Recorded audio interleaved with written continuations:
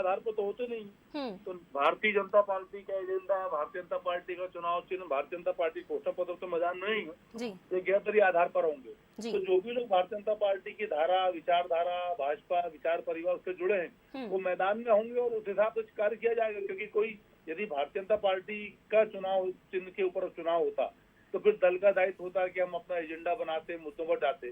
तो पंचायत चुनाव बहुत छोटा और बड़ा इसलिए कि जितना छोटा चुनाव उतना ही कठिन होता है। तो छोटा चुनाव है लेकिन ये महत्वपूर्ण चुनाव होता है।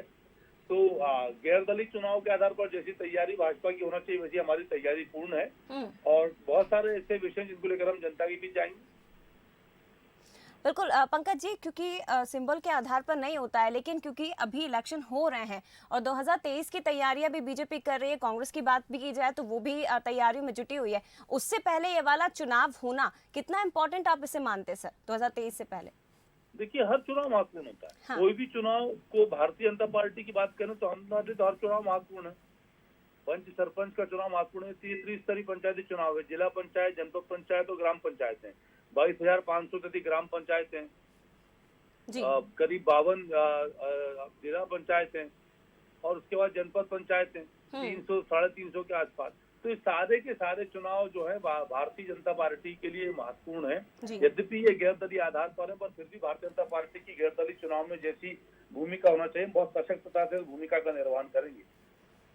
जी धन्यवाद आपका पंकज जी जानकारी के लिए, तमाम बातचीत के लिए। तो एक बार फिर से आपको बता देते हैं 3 स्तर पर ये चुनाव होने हैं, जिला पंचायत अध्यक्ष 52, जिला पंचायत उपाध्यक्ष 52। और आपको एक बार फिर से बता देते हैं तारीखों का ऐलान हो गया है। बीजेपी प्रवक्ता पंकज चतुर्वेदी जी इस वक्त हमारे साथ जुड़े हुए थे। बीजेपी पूरी तरह से तैयार है, ये कहना है उनका। और भी ज्यादा बातचीत हम करेंगे, एग्जीक्यूटिव एडिटर मनोज सैनी जी का रुख करेंगे, लाइव हमारे साथ जुड़े हुए हैं। मनोज जी, तारीखों के ऐलान के साथ ही अब दावों का दौर भी शुरू हो गया है। पंकज जी से अभी बात की, पंकज जी का ये कहना है और वाकई में सच भी है कि बीजेपी हमेशा चुनाव के लिए तैयार रहती है। यही बातें उनकी तरफ से कही गई हैं कि बीजेपी पूरी तरह से तैयार है, तारीखों की घोषणा हो चुकी है, तो हम तो मैदान में उतरने के लिए रेडी है।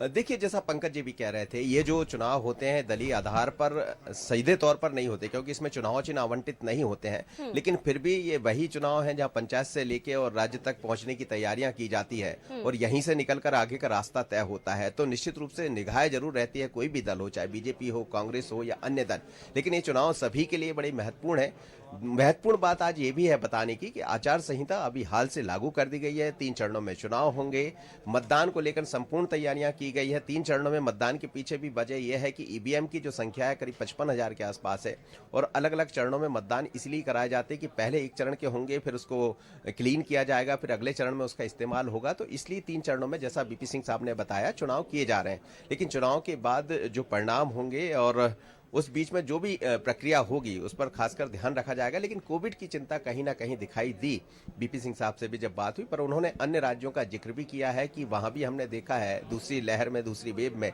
जब देखा कि चुनाव का दौर चल रहा था और बाकायदा चुनाव हुए भी, संपन्न भी हुए, तो हम चिंता जरूर कर रहे हैं। इसीलिए हमने तमाम तरह के उपाय करने की बात जिला कलेक्टरों से कही गई है और बाकी जो सरकार है उसको निर्देश जारी किए गए हैं। तो कहीं कोई ऐसी प्रॉब्लम्स नहीं आएंगी। पर एक बात जरूर कहीं शंका पैदा करती है, जैसा उन्होंने भी माना है इस बात को, कि कोर्ट में अलग अलग याचिकाएं लगाई गई है, उनको दृष्टिगत रखते हुए यदि कोर्ट की तरफ से कोई ऐसा निर्देश जारी होता, खासकर आरक्षण प्रक्रिया को लेकर। आपको याद होगा कि एक प्रक्रिया 2019 को लेकर की गई थी कमलनाथ सरकार की तरफ से, उसको निरस्त कर दिया वर्तमान सरकार ने। उसको लेकर कुछ याचिकाएं लगाई गई है, तो वो अभी भी उनकी बातों में नजर आया। लेकिन आज तारीख घोषित कर दी गई है और तारीखों के आधार पर चुनाव। बिल्कुल, तारीखों का ऐलान हो गया है और 3 चरणों में ये चुनाव होंगे। फिलहाल शुक्रिया आपका मनोज जी तमाम जानकारी के लिए, बातचीत के लिए। तो एक बार फिर से आपको जानकारी दे देते हैं, तीसरे चरण की वोटिंग 16 फरवरी को होगी, दूसरे चरण का मतदान 28 जनवरी को और पहले चरण का जो मतदान होगा, वोटिंग होगी, वो 6 जनवरी को होगी। पंचायत चुनाव की तारीखों का ऐलान हो चुका है और पहले चरण में 9, दूसरे चरण में 7 और तीसरे चरण में 36 जिलों में चुनाव होगा।